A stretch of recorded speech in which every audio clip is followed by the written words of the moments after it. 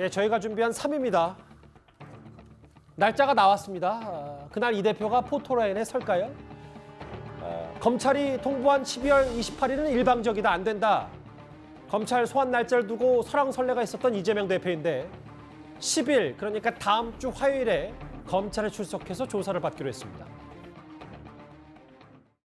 이재명 당대표께서 성남 시민 프로축구단 광고비 사건에 대한 조사를 위해서 오는 10일 화요일 오전 10시 30분에 수원지검 성남지청에 출석하러 가시는 일정이 합의가 됐습니다. 이재명 대표께서는 지난번에 말씀하신 것처럼 당당하게 출석해서 당당하게 조사에 임하겠다, 이런 입장을 이미 밝힌 바 있습니다. 의원들도 같이 연대해서 가시나요? 그 끝까지는 아직 잘 모르겠습니다. 공개석상에 서시나요? 아니면 비공개로 출석하시나요? 당당하게 출석해서 입장을 말씀하신다고 했다는 정도만 말씀드리고요. 구체적으로 어떤 사람들과 갈지 어떻게 할지는 좀 더 지켜봐야 될 것 같습니다. 왜 10일이에요? 그것은 검찰과 변호인이 그간 출석 날짜를 조율을 해왔고 그 날짜가 적당하다 이렇게 판단하는 것으로 보입니다. 기자회견 날짜도 정해졌는지. 기자회견 날짜는 아직 확정된 것은 아니고 아마도 이제 설 이전에 하지 않을까 싶습니다. 10일입니다. 오전 10시 반 성남지청에 출석을 하는 이재명 대표인데 피의자 신분으로 다음 주 화요일입니다. 근데 이현정 의원님 아직 물론 10시 반이니까 10시 30분이니까 이미 언론에도 알려졌고 포털에 설 가능성도 있는데 꼭 그렇다고 반드시 포털에 선다라고 또 단언할 수는 없는 거죠. 그렇죠. 왜냐하면 우리 조국 전 장관이 만들어 놓은 이 규정에 따르면 본인이 요구할 경우에 비공개 출석도 가능하도록 되어 있습니다. 예전에는 다 포토라인에 무조건 서서 유명 인사들 같은 경우 들어갈 때 하도록 되어 있었는데 조국 전 장관이 바꿨죠. 그걸 본인이 제일 먼저 혜택을 받았지 않습니까? 그게 바뀌지 않았기 때문에 여전히 들어갈 수 있는 권한이 있고요.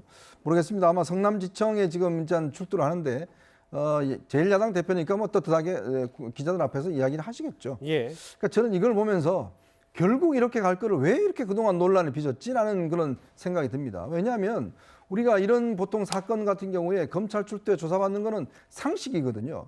근데 그동안 민주당과 이재명 대표는 이걸 서면 조사를 해야 된다. 아니면 뭐 다른 조사와 관련해서 다 한꺼번에 다 받아야 된다. 왜 무례하게 그냥 팩스로 보냈느냐. 뭐 등등 여러 가지 문제를 삼으면서 결국 조사에 응하지 않다가 여론이 좋지 않았습니다. 그 이후에 여러 가지 여론조사나 여론에서 아니 무슨 특권이냐 조사 안 받는 게 이런 지역이 있다 보니까 결국 이제 나가겠다라고 해서 10일 날 나가는 거 아니겠습니까? 저는 참 이게 아니 그때 검찰이 할 때 본인이 날짜 지정해서 가겠다고 그랬으면 이런 논란과 있을 수는 없는 것인데 이렇게 끌다 나가면 결국 본인도 이 부분 관련해서는 별로 그렇게 좋지 않은 인상을 남기고 그러니까 이미 당당하지 못했다 이런 말씀이죠. 그렇죠. 이미 이거는 효력을 상실한 거예요. 그러니까 본인이 당당하게 떳떳하게 나간다고 그랬을 때 언제 나가겠다라고 이야기했다면 예전에 이회창 총재라든지 이런 분들은 그냥 검찰 나갔습니다. 다 나가서 조사받고 와서 사실상 그런 게 다 클리어가 되는 부분이 있는데 이렇게 이제 10일 날 일단 날짜를 잡아서 나가는 그런 상황이 되다 보니까 결국 이런 게 많지 않나 저는 그렇게 봅니다. 예전에는 제1야당 대표도 당당하게 나갔는데 그렇습니다. 그거가 좀 다르다 뭐 이 말씀하시는 것 같아요. 네.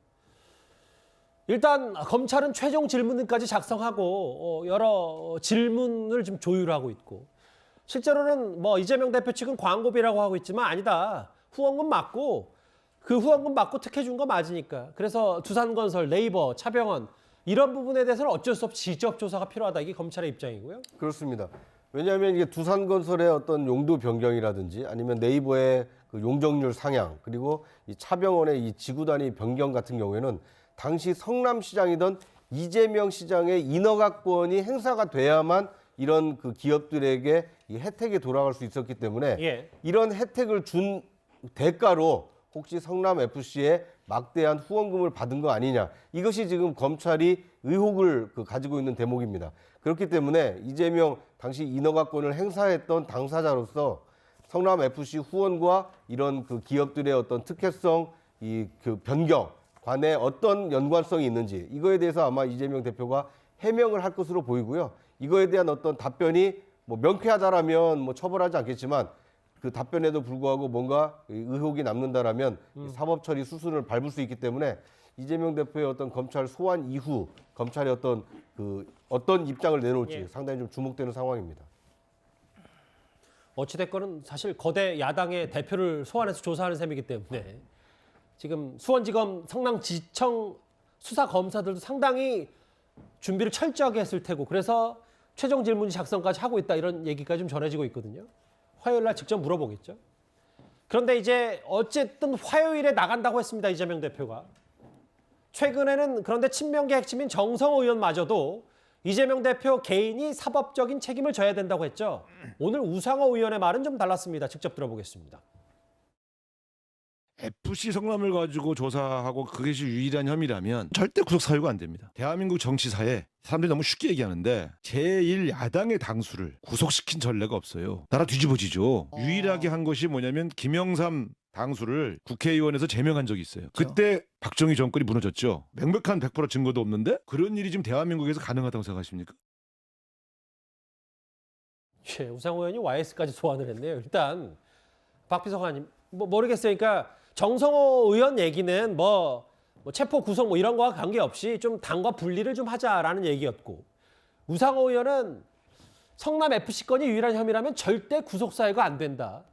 대한민국 정치사에 제1야당 당수를 구속시킨 전례가 없다. 말도 안 된다는 표현을 썼는데 좀 어떻게 받아들이셨어요?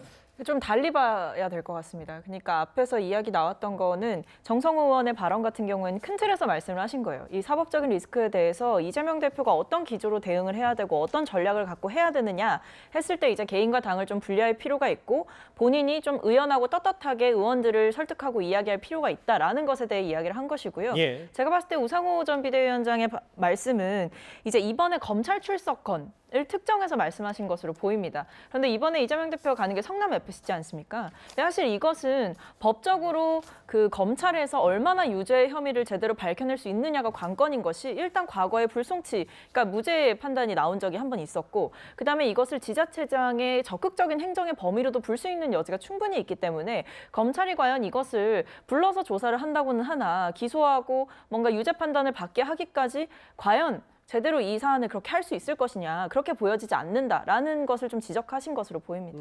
제가 한마디만 보태겠습니다. 우상호 의원이 대한민국 정치사에 사람을 이렇게 제1야당에서 구속시킨 전례가 있나요? 이런 이야기를 하셨어요. 저도 한 30년 넘게 정치권을 지켜봤는데요. 당대표가 되신 분이 이렇게 많은 혐의가 있는 분이 당대표가 된 거 저 본 것도 저는 처음입니다. 예. 그러니까 본인들이 이 사건이 당대표 되고 난 다음에 있는 게 아니라 당대표 되기 전에 벌써 이 성남 FC 문제뿐만 아니라 대장동, 백현동 많은 의문이 있었는데 당대표를 뽑으셨잖아요. 그런 정당도 저는 처음 봅니다. 뭐 전례 얘기를 좀 하셔서 알겠습니다. 김영삼 전 대통령 얘기까지 우상호 의원이 꺼내면서 구속시킨 전례가 없다, 말도 안 된다라고 했습니다.